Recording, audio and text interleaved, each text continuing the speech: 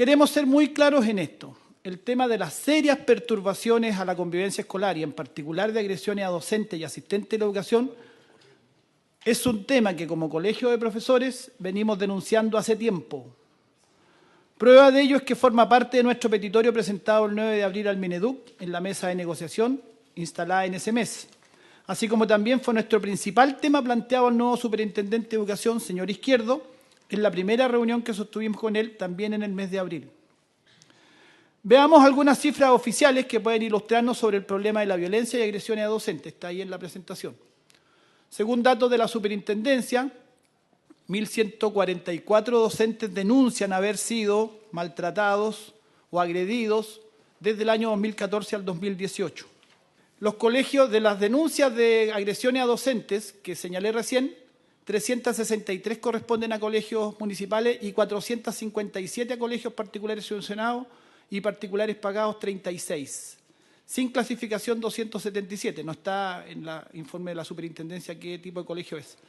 Fíjense, este dato es importante porque las imágenes comunicacionales que han aparecido todas estas semanas son siempre de colegios públicos. Nunca se habla de la violencia en colegios particulares subvencionados. Es como un sesgo. Es como que el problema de la violencia estuviera solamente en las escuelas públicas y aquí está demostrado que no es así. Y estos son datos nuestros del Colegio de Profesores, una encuesta que hemos realizado a cerca de 10.000 docentes, 9.000 y casi 10.000 docentes respondieron la encuesta. Por ejemplo, el 71% reporta no haber recibido nunca agresión física, pero eso significa, por tanto, que el 29% de los docentes encuestados, y por el número de la muestra podría ser perfectamente representativa del total, el 29% ha recibido algún tipo de agresión física o de apoderados, o de alumnos, o de directivos sostenedores, o incluso de un colega. Esto tiene que ver con los saldos de subvención escolar preferencial declarados por sostenedores, tanto municipales como privados, que no se gastaron. La cifra total, según reporte oficial de la superintendencia, es de 134.000 millones de pesos que no se han usado de los fondos CEP. Fíjense Santiago, que ha sido la comuna que más ha empujado esta idea de un proyecto de este tipo. No es solo municipal esa muestra, pero una parte importante sí es municipal y son 6.000 millones que no se gastaron, que podrían haber sido planes de convivencia escolar, equipos multidisciplinarios, apoyo profesional, psiquiátrico, psicológico, de otro tipo, y no se gastaron por negligencia, por burocracia del sistema, por distintas razones. A mí me parece un dato que guarda relación con lo que estamos hablando. Por supuesto, los casos que han acontecido en algunos liceos de la comuna de Santiago, los llamados casos de los overoles blancos, ciertamente son hechos gravísimos. Nadie puede minimizarlos ni justificarlos. Mis colegas y trabajadores de esos liceos han vivido momentos angustiantes, siguen viviendo momentos angustiantes. Ser rociados con benzina y amenazados con prenderles fuego es un hecho delictual inaceptable. Sufrir amenazas con fierros, no poder hacer clases normales por semana, son solo algunas expresiones de brutal violencia que han sufrido mis colegas y otros trabajadores. Ciertamente esto ha merecido nuestro repudio y también del resto de la comunidad escolar. También ha sido rechazado por los dirigentes estudiantiles de esos mismos colegios. Eso no se destaca suficientemente. Pero quiero señalar que se trata de 8 colegios de la comuna de Santiago y en Chile existen 12.114 colegios. Eso representa el 0.06% del total de los colegios del país. Mis colegas de esos colegios han venido planteando desde hace mucho tiempo esta grave problemática y lo fueron exponiendo reiteradamente a las jefaturas. ¿Qué se hizo para atender el problema? ¿Acaso se establecieron programas preventivos? ¿Se contrataron equipos multidisciplinarios que permitieran trabajar integralmente esos casos? Nada de ello ocurrió. Por otra parte, el repudiar los hechos de violencia irracional acontecida en esos 8 colegios no nos impide comprender que tanta violencia no cae desde otro planeta, como un hecho fortuito. Esa brutal violencia se incuba, crece, encuentra un caldo de cultivo en determinadas condiciones. Estas pueden ser muchas y es algo que requiere ser estudiado y comprendido. La sola represión o punición no va a resolver el fondo del problema. Yo pregunto a los autores de este proyecto, ¿no les parece importante preguntarse cómo es que se ha llegado a estos niveles de violencia en nuestros colegios? ¿No les parece que es un síntoma que habla del fracaso de este sistema educacional?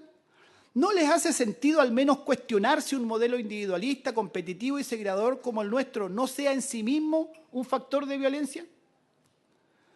Aula Segura se trata de un proyecto de ley de artículo único que, más allá de la retórica, en su fundamentación, en los hechos, se remite a acelerar los plazos de expulsión.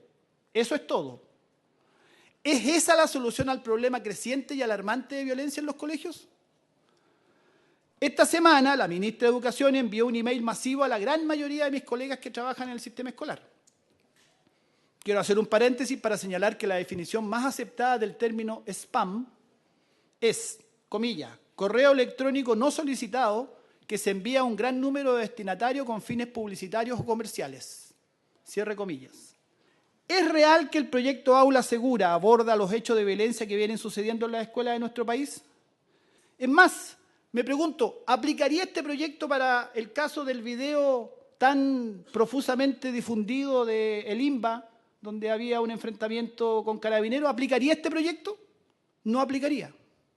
No aplicaría. No aplicaría para el 99% de los casos de agresiones que hemos reportado los docentes en Chile.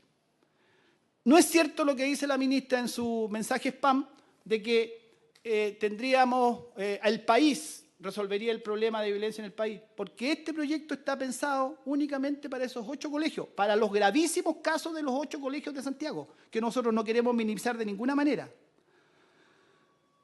En síntesis, entonces, solo aplica para un mínimo caso de proyectos. Pero además, ¿es correcto que se pretenda que sean únicamente los directores y consejos de profesores quienes resuelvan vía una mala ley asuntos que revisten más bien un carácter policial y judicial? ¿Qué dice el proyecto respecto a las carencias de equipos multidisciplinarios efectivos en las escuelas? Nada.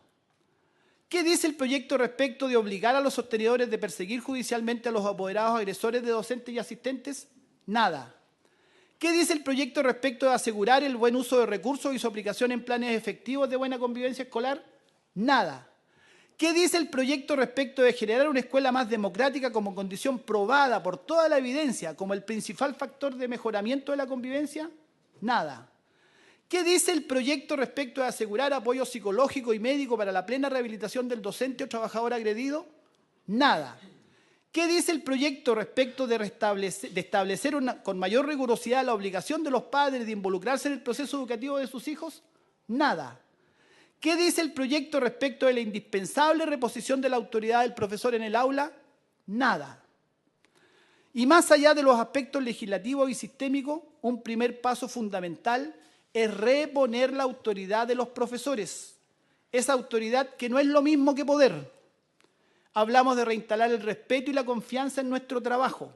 Hablamos primeramente de las autoridades educacionales, las mismas que por años han dado erradas señales denostando el trabajo docente y estableciendo una batería de evaluaciones y controles que solo denotan degradación y desconfianza. Necesitamos que los apoderados dejen de considerarnos unos prestadores de servicio y ellos considerarse como clientes del colegio. La educación no puede concebirse de esa manera como se ha concebido en Chile por décadas, con esta lógica de mercado tan brutalmente instalada. Necesitamos que la educación deje de ser simplemente estandarización, como ha sido también por años. Todos esos temas tienen relación con lo que estamos hablando de convivencia. Es necesario mirar la profundidad del problema. La educación estandarizada convierte a nuestros estudiantes en un número y también una mala forma de expresar el descontento es a través de la violencia, por cierto. Pésima forma que repudiamos. No nos vamos a preguntar si acaso el modelo de vida que se nos ha instalado, competitivo, individualista, egoísta, un modelo deshumanizado, depredador, donde también se depreda a las personas. ¿No nos vamos a preguntar sobre eso? A las escuelas llega la violencia de la sociedad y está bien, tenemos que protegernos. Nosotros exigimos protección para nuestros colegas y hemos planteado al Ministerio de Educación en nuestra mesa de negociación. Nosotros como educadores interpelamos a que seamos capaces de mirar el fondo del problema y no soluciones efectistas y fáciles. Queremos soluciones de fondo y que abordemos el problema y estamos disponibles para colaborar en esas soluciones de fondo. Gracias, Presidenta.